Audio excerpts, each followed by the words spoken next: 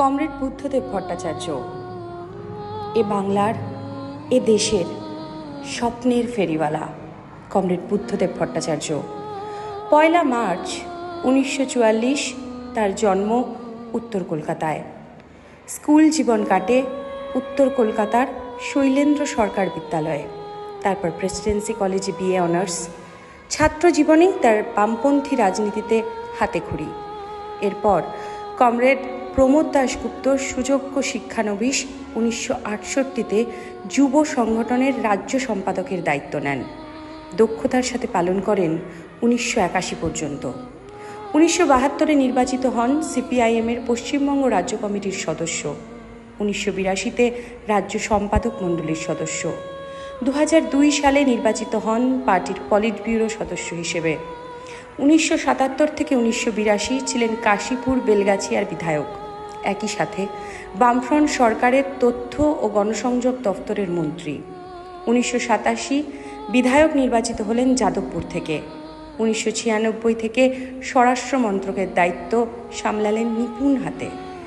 2000 সালে দায়িত্ব নিলেন পশ্চিমবঙ্গ সরকারের মুখ্যমন্ত্রী হিসেবে।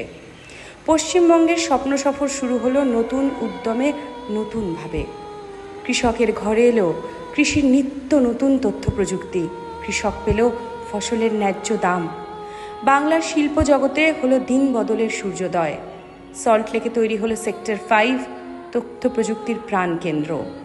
কর্মসংস্থান হলো কয়েক লক্ষ শিক্ষিত যুবক যুবতীর, ঠিক যেমনটা স্বপ্ন দেখেছিলেন কমরেড বুদ্ধদেব ভট্টাচার্য।